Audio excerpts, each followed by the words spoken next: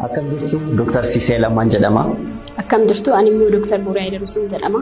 Har'a waa'ee dhukkuba koronaa yookaan COVID-19 siintinna akka dhaabbanni fayyaa addunyaa jedhetti egaa COVID-19 jechuun Corona Virus Disease 2019 jechaadha. Bara 2019 keessadha biyya Chaayinaatti kan argame. Dhukkubni kun kan dhufu Severe Acute Respiratory Syndrome Coronavirus 2 virusii jedhamurraadha kan dhufu. Virasiin kun maatii coronavirusii keessaa isa tokkodha. Egaa coronavirusii inni jedhu egaa koronaan virusii hedduu qaba. Virusii hedduu kan wal fakkeessu virasiin kun crownii fakkaatu isarraati kan maqaan isaanii dhufe. Crown jechaan egaa gonfoo jechaadha.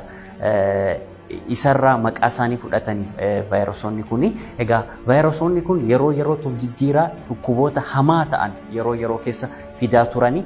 Bara 2002 Severe Acute Respiratory Syndrome Coronavirus 1 ka'ee tureyyuu akkuma addunyaatti namoota danuu galaafate. Eddasiis Middle East Respiratory Syndrome akkasumas tureera. Egaa innis gagga'umsa guddaadha akka addunyaatti kan geessise. Beelladootarraa simbirootarraa ka'ee isaanii namatti daddarbaa namarraa isaanitti daddarba jedhamee beekama. Inni ammaa kun egaa corona Severe Acute Respiratory Syndrome Coronavirus 2 inni COVID-19 yookaan COVID-19 kana Coronavirus Disease 19 kana geessisu kuni mega maalirraa akka ka'e ammammaatti wanti beekame hin jiru. Garuu laaboraatoorii keessatti ammammaatti hin oomishamne kun egaa vaayirasonni kun yeroo keessa yeroo hormaata of jijjiiranii dhukkuba hamaa amma kana geessisu jechaadha. Karaalee coronavirasiin ittiin daddarban laalla. Coronavirasiin yoggaa namni vaayirasii kanaan qabame haxxifatu, hafuura baafatu, akkasumas qufa'u hafuura isa keessaa bahu wajjin comni didikkoonni bahaa isa keessatti ammoo vaayirasiidhaan ni argamu. Vaayirasichi argamu kun ammootu wantoota namoonni kunniin ittiin fayyadaman kan guyyaa guyyaan itti fayyadaman ta'uu danda'a. Wanta akka moobaayilaa ta'uu danda'a. Wantoota akka furtuu sibiilan namoonni qabatan ejjennaa manaa ta'uu danda'a. Wantoota garaagaraa irratti hafuu ni danda'a. Akkasumas namoonni biraa ammoo naannoo meetira 2 keessatti dhaabbatanii namoonni fayyaa qaban dhaabbatanii yoo qilleensa kana harganan jiratti darbuu ni danda'a. Akkasumas namni fayyaa qabu vaayirasiin hubamanitti deebi'uun akka coronavirasiif saaxilamnu nu godha. Akkasumas hojjettoota fayyaa namoonni tamboo xuuxan dhukkuba kanaaf baay'ee saaxilamoodha. Mallattooleen coronavirasii yoo qallallu ta'e mallattooleen coronavirasii yeroo baay'ee ho'a qaamaati. Ho'i qaamaa namarra mul'achuu ni danda'a. Qufaa nama qufaasisuu ni danda'a. Kan nama qufaasisu ammoo yeroo baay'ee qufaa goggogaadha. Al tokko ammootu akkataa qabaachuu ni danda'a. Qaama nama dadhabsiisuu danda'a. Akkasumas furriin nama baay'achuu danda'a. Kokkee qoonqa keessa nama gossuu ni danda'a. Kunniin mallattoolee coronavirasiiti. Yeroo baay'ee namoonni mallattoolee kanneen bira yoo darban yoo itti jabaate jechaadha kara nimooniyaa yookiin michi sombaa jedhamutti ni deema. Inni kun ammootu baay'ee hargansiisuu akka namni harganuu dadhabu nama godha. Akkasumas dafee nama hargansiisa. Akkasumas qaamni namaa akka ofiin harganuu hin dandeenyee fi akka makaanikaal ventileetara barbaachisuu ni godha. Yeroo baay'ee mallattooleen kunniin akka vaayirasiin nama qabeen mul'atanii yeroo baay'ee kan mul'atan guyyaa 5 hanga 6 keessatti namoota baay'ee irratti. Garuu yoo osoo mallattoo tokkoyyuu hin argin namoota irratti haga guyyaa 14 turuu ni danda'a dhibeen kuni. Akkam goonee of eeggannaa isa jennu ilaalla.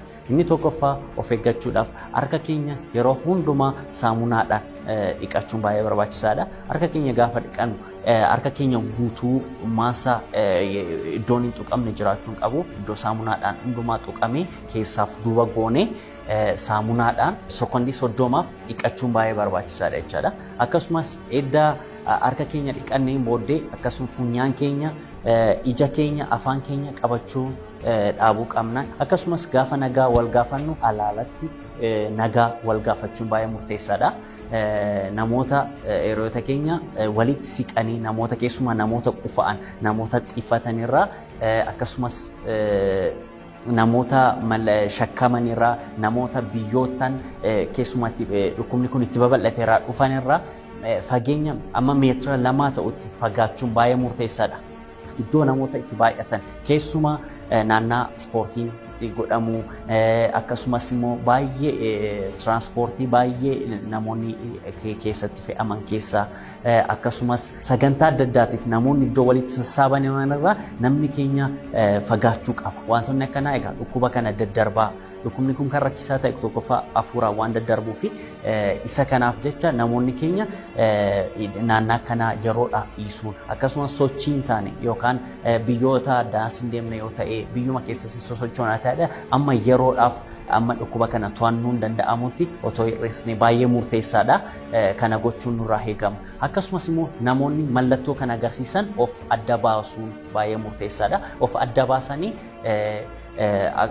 Ministeerri Fayyaa kan beeksisee jira akkasumas Ethiopian Public Health Institute dhaabbanni fayyaa hawaasummaa Itoophiyaa lakkoofsa sararaa 8335 baaseera isarratti bilbilanii odeeffannoo namoota kanaan dhukkuba kanaan mallattoolee kana qaban yoo jiraatan beeksisuun baay'ee murteessaadha. Yoo ofiis qaban of adda baasanii lakkoofsa kanaan bilbilanii mana yaalaa deemuun baay'ee murteessaadha. Iddoo yaaliin kun yeroo ammaa kennamaarra jira jechaadha.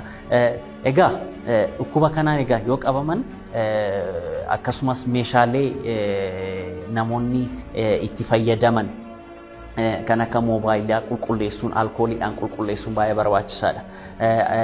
Meeshaalee yeroo baay'ee guyyaa keessatti fayyadamaa taanu isaa qulqullinaan eeguun baay'ee barbaachisaadha. Ogeeyyiin fayyaa maaskii godhatanii akkasumas gwaantii godhatanii isa wajjiniin immoo alkoolii fayyadamaa of eeggannaa cimaa gochuun baay'ee murteessaadha jechaadha. Maaliif isaan galanii dhukkubsattoota biraas hin faalu akkasumas immoo maatii isaanii faaluu danda'u waanta ta'eef isa kana baay'ee of eeguun baay'ee murteessaadha. Yoo kana goone dhukkuba kana tamsaasina isaa hir'isuu hin dandeenya akkasumas immoo of eeguus maatii keenya firoottan keenya eeguu dandeenya. Dhukkuba kana egaa nyaatonni adda addaa hin fayyisu yookaan akka hin qabamne godhanii fakkeenyaaf shunkurtaa adii namoonni akka hin qabamne godha jedhamee odeeffama. Inni kun yaada dhugaarraa fagaatedha. Saayinsiidhaan ammammaatti mirkanoofne. Akkasumas namoonni bishaan ho'aa dhuguun hin fayyisa jedhanii yaadu akkasumas namoonni mana yaalaa aadaa adda addaa deemanii hin fayyina jedhanii yaadu ammammaatti wanti mirkanaa hin jiru. Kanas hubachuun baay'ee barbaachisaadha.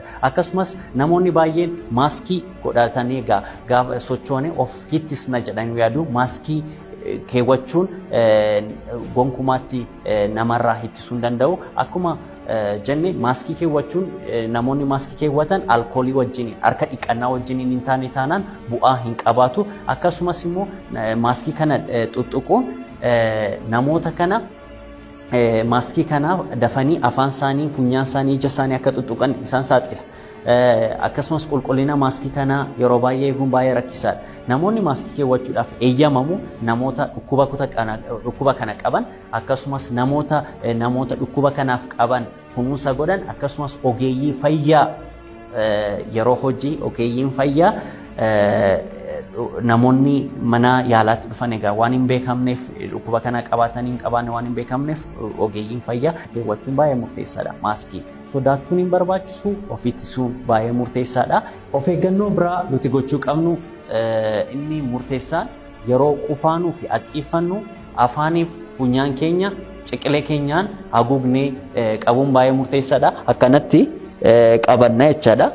Akkasumas yoo sooftii waraqaa sooftii fayyadamne ta'e afaanii funyaan keenya seeraan qadaannee qabuun baay'ee murteessaadha. Akkasumas sooftii sana waraqaa sooftii sana iddatti fayyadamee hin boonne seeraan iddoo kositti gatatanitti seeraan gatuun baay'ee murteessaadha. Harka keenya yeroo nyaata qulqulleessinu yeroo edda qufaane yookaan haxxiiffanne funyaan keenya afaan keenya qabanne booddee akkasumas dafnee dhiqachuun baay'ee murteessaadha. Isa kana baay'ee hubachuu nu barbaachisa.